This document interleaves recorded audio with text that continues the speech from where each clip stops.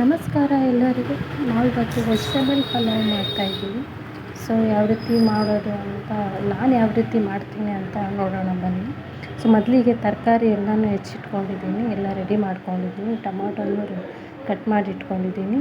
So ಮೊದಲಿಗೆ ಒಂದು ಕುಕ್ಕರಿಗೆ ಸ್ವಲ್ಪ ಎಣ್ಣೆನ ಹಾಕಿ, ಒಂದು 4 ಲವಂಗ, ಒಂದು 2 ಚಕ್ಕೆ ಹಾಕಿ, ಸ್ವಲ್ಪ ಜೀರಿಗೆ, 1 ಸ್ಪೂನು ಸಾಸಿವೆ, 1 ಸ್ಪೂನ್ ಜೀರಿಗೆ, ಒಂದು ಸ್ವಲ್ಪ ಕರಿಬೇವನ್ನ ಹಾಕಿ ಫ್ರೈ ಮಾಡ್ಕೊತಾ ಇದ್ದೀನಿ.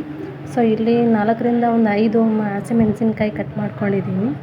ಸೊ ಇವಾಗ ಎಣ್ಣೆಯಲ್ಲಿ ಸ್ವಲ್ಪ ಫ್ರೈ ಮಾಡ್ಕೊಳ್ಳೋಣ. ಸೊ ಇಲ್ಲಿ ಒಂದು ದೊಡ್ಡ ಗಾತ್ರದ್ದು ಈರುಳ್ಳಿನ ಕಟ್ ಮಾಡ್ಕೊಂಡಿದ್ದೀನಿ, ಉದ್ದಿಗೆ ಹೆಚ್ಚಿದ್ದೀನಿ. ಸೊ ಇಲ್ಲಿ ನಾನು ಒಂದು ಗ್ಲಾಸ್ ಅಕ್ಕಿನ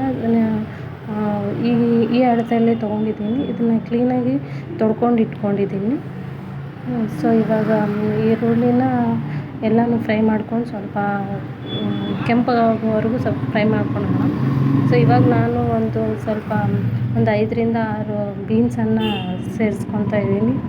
ಮತ್ತು ಒಂದು ಆಲೂಗಡ್ಡೆನ ನೀಟಾಗಿ ಸಿಪ್ಪೆ ತೆಗೆದು ಸೇರಿಸ್ಕೊತಾ ಇದ್ದೀನಿ. ಮತ್ತು ಒಂದು 2 ಕ್ಯಾರೆಟು ಮತ್ತು 1 ಬೀಟ್ರೋಟನ್ನು ಸೇರಿಸ್ಕೊತಾ ಇದ್ದೀನಿ, ಸಣ್ಣದಾಗಿ ಕಟ್ ಮಾಡಿಟ್ಕೊಂಡು. ಸೊ ಎಲ್ಲನೂ ನೀಟಾಗಿ ಫ್ರೈ ಮಾಡ್ಕೊಳ್ಳೋಣ ಸ್ವಲ್ಪ ಹೊತ್ತು.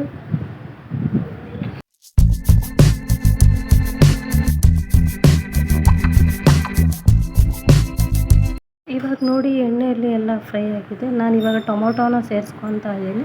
ಮತ್ತು ಜೊತೆಗೆ ಸ್ವಲ್ಪ ಉಪ್ಪು ಸೇರಿಸ್ಕೊತಾ ಇದ್ದೀನಿ. ಉಪ್ಪು ಹಾಕೋದ್ರಿಂದ ಸ್ವಲ್ಪ ಟೊಮೊಟೊ ಎಲ್ಲ ಬೇಗ ಬೇಯುತ್ತೆ ಅಂತಂದು.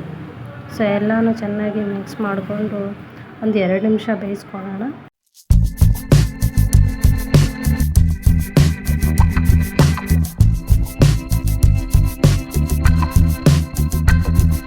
ಇವಾಗ ನೋಡಿ ಎಣ್ಣೆಯಲ್ಲಿ ಎಲ್ಲ ತರಕಾರಿ ಬೆಂದಿದೆ. ಸೊ ಇವಾಗ ನಾನು 1 ಗ್ಲಾಸ್ ಅಕ್ಕಿ ತೊಗೊಂಡಿದ್ನಲ್ಲ, ಅದಕ್ಕೆ 2 ಗ್ಲಾಸಷ್ಟು ನಾನು ನೀರು ಸೇರಿಸ್ತಾ ಇದ್ದೀನಿ. 2 ಗ್ಲಾಸ್ ನೀರನ್ನು ಸೇರಿಸಿ ಇವಾಗ ಚೆನ್ನಾಗಿ ಮಿಕ್ಸ್ ಮಾಡ್ಕೊಳ್ಳೋಣ. ಸೊ ಮಿಕ್ಸ್ ಮಾಡಿಕೊಂಡು ಒಂದು 2 ನಿಮಿಷ ಬಿಡೋಣ. ಸೊ ಸ್ವಲ್ಪ ಇದಾಗುತ್ತೆ.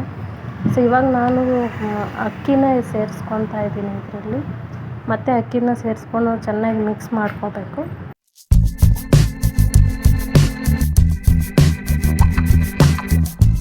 ನೋಡಿ ನಾನಿವಾಗ ಸ್ವಲ್ಪ ಕೊತ್ತಂಬರಿಯನ್ನು ಕಟ್ ಮಾಡಿ ಇಟ್ಕೊಂಡಿದ್ದೆ ಸಣ್ಣಗೆ. ಸೊ ಇವಾಗ ಸೇರಿಸ್ತಾ ಇದ್ದೀನಿ ನಾನು.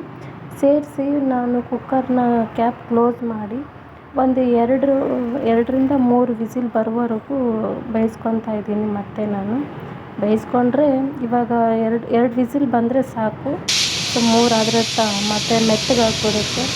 ಸೊ ನೋಡಿ ಇವಾಗ ವಿಸಿಲ್ ಬರ್ತಾ ಇದೆ.